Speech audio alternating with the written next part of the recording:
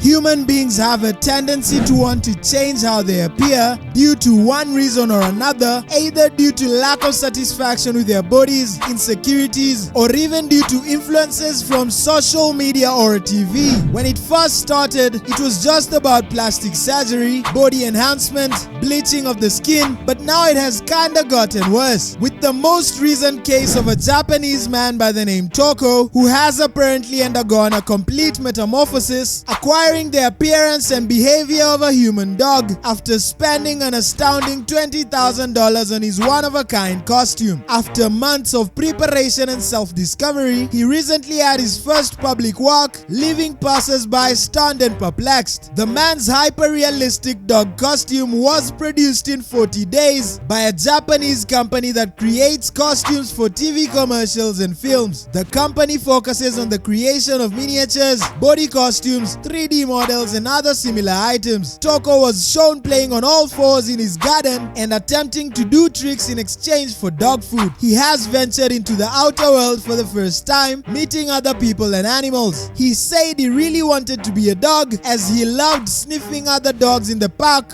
before rolling around on the floor. Erik Sprague's body modifications took years and involved over 700 hours of tattooing for his full body tattoo of green scales, as well as a surgically bifurcated tongue, filed teeth, and subdermal implants on his eyebrows. But since his transformation, he's built a career on his reptilian skin, touring as a freak show performer specializing in sideshow acts like suspending weights from his body piercings, sword swallowing, and pushing a giant corkscrew through his head. He refers to himself as Lizardman or the reptilian humanoid. Paragu currently has the Guinness World Record for the heaviest weight lifted and spun with pierced ears for suspending a 16 kg beer keg from his ear piercings and spinning in 360-degree circles. The late Dennis Avner, who was a US Navy veteran and better known as Stalking Cat, underwent a series of surgical body modification procedures to make him look like a female cat.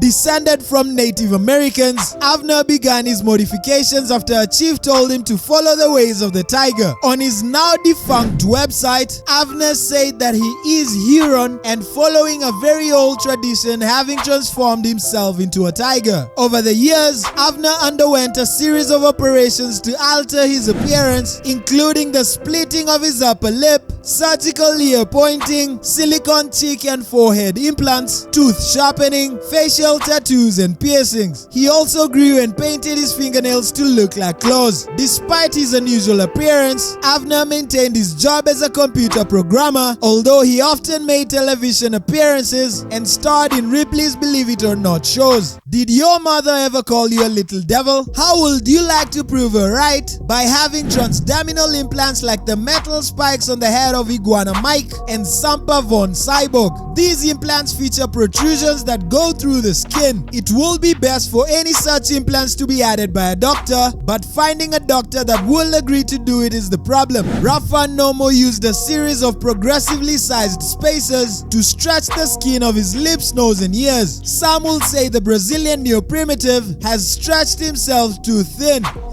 Literally. But as odd as it might look to the uninitiated, skin stretching is considered relatively safe. In Nomo's case, he's stretched his skin so far it will never return to normal. Sorry if this image makes you feel like passing out, but people who actually practice body suspension says it looks more painful than it really is. The hooks are usually inserted into heel piercings and are never stabbed through the skin like normal body piercings. Most people that practice this claim the piercings aren't too painful, but what you call pain, some prefer to call sensation. This is considered to be a sacred ritual to some, but it will be hard to find a medical doctor who would approve this activity. This procedure involves dyeing or tattooing the white part of the human eye, and rather than being injected into the tissue, the dye is injected between two layers of the eye, which then gradually spreads out. This process remains uncommon due to professionals' discomfort performing the procedure and is illegal legal in some states in the United States and some provinces in Canada. The side effects of this procedure include decreased vision or complete blindness, retinal detachment, infection, inflammation of the eye, sensitivity to light, feeling like there's something in your eye all the time, loss of the entire eye, and I could go on and on, but I think you get the point. Corset piercing starts with the creation of piercings on either side of the spine. Once these heal, they can be laced with ribbons and pulled tight.